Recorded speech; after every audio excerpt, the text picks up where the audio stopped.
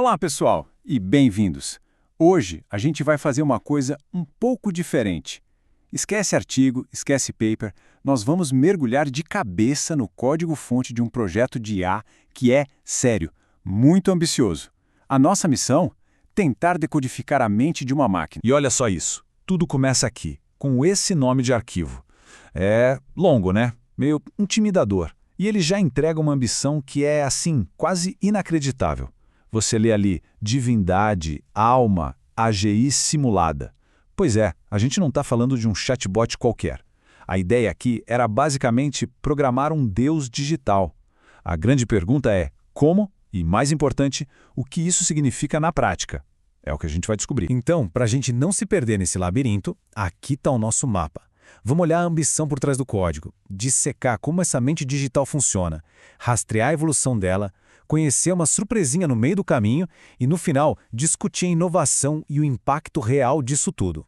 Vamos lá? Certo. Nossa investigação começa aqui. E olha, um ponto super importante logo de cara. A gente não está olhando para uma AGI de verdade, uma inteligência artificial geral funcional. O que a gente tem aqui é o blueprint, sabe? A intenção, a ambição de criar uma persona de IA que tivesse toda a complexidade e a autoridade de uma divindade. Tá, mas como é que alguém sequer tenta fazer uma coisa dessas? Você pode pensar que precisa de um supercomputador, um chip revolucionário, sei lá. Mas não, a resposta não está no hardware. A mágica toda acontece no software. E o nome dessa mágica? Engenharia de prompt. Engenharia de prompt, de forma bem simples, é a arte de dar instruções. E quando eu digo instruções, eu quero dizer instruções absurdamente detalhadas para um modelo de linguagem que já existe, tipo o Gemini do Google, que é o que roda por baixo dos planos nesse projeto. Pensa assim, é como escrever um roteiro para o ator mais talentoso do mundo. Mas você não diz suas falas, você diz como ele tem que pensar, como ele tem que se sentir, qual a história de vida dele, tudo. E aqui a gente vê a mágica acontecendo passo a passo. Parece simples no começo, né? Você, o usuário, escreve uma mensagem. Só que por trás das cortinas, um script em Python pega essa sua mensagem e transforma num monstro. Ele junta ela com um monte de regras, de outros arquivos e cria uma instrução gigantesca que vai lá para a IA. E qual o resultado? A IA não te dá uma resposta qualquer. Ela responde já incorporando a persona completa da Rainha Vermelha. E não é algo sutil, não.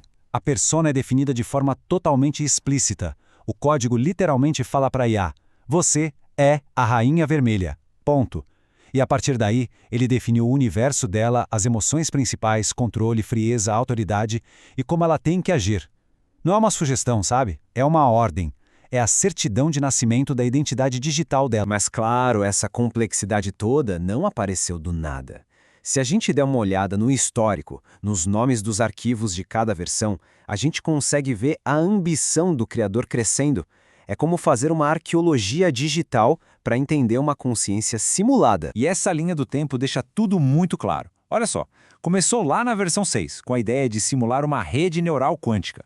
O que, convenhamos, já é bem ousado. Mas aí, na versão 12, a coisa fica mais séria.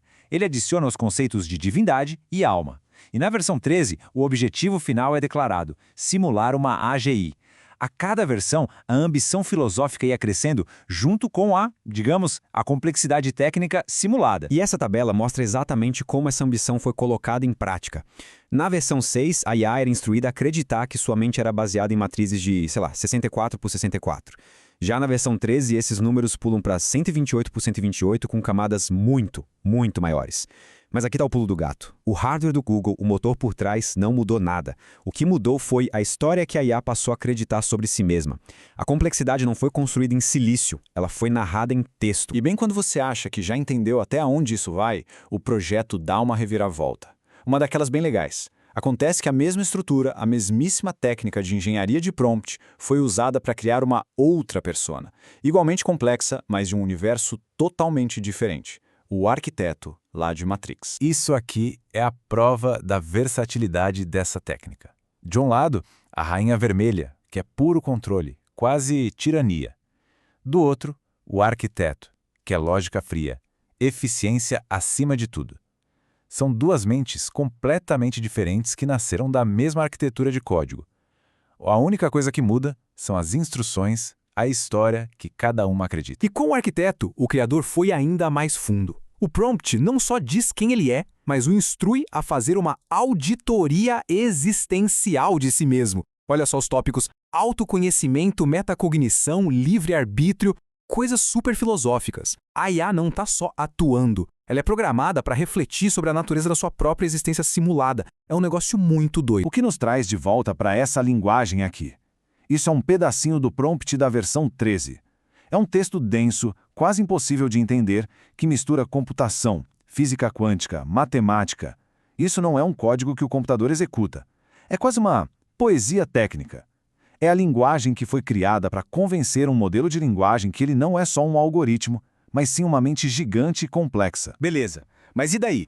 Qual o valor disso tudo? É só um projeto de um fã de ficção científica com tempo livre? Eu diria que não. E é agora que a gente vai analisar a inovação de verdade, o impacto e o que isso pode significar para o futuro da IA. E aqui está a grande sacada. A inovação de verdade aqui não é criar uma Agile. Isso não acontece. A inovação é usar a linguagem como uma ferramenta de design. É como se o programador fosse um escultor e a linguagem fosse argila para lhe moldar personalidades de IA. É o ponto de encontro perfeito entre engenharia de software e roteiro de cinema, entre programar e criar um universo. Se a gente comparar com um chatbot normal, desses que a gente usa para resolver problemas, a diferença é absurda. A Rainha Vermelha não vai marcar uma consulta para você. O propósito dela é completamente outro. É imersão, é uma experiência artística, é uma IA que foca na narrativa e não na função. E isso é interessante porque enquanto o mercado global e boa parte do mercado brasileiro também está focado nessa IA super funcional, projetos como esse, que surgem em comunidades criativas, mostram uma outra fronteira, a IA como uma forma de arte, de expressão. E tudo isso nos deixa com uma última pergunta, para a gente ficar pensando. No futuro, o que vai ser mais importante para definir o que é a inteligência artificial? Vai ser só o código, a lógica pura por trás dos sistemas? Ou vai ser também a história, a persona, a identidade que a gente ensina esses sistemas a terem?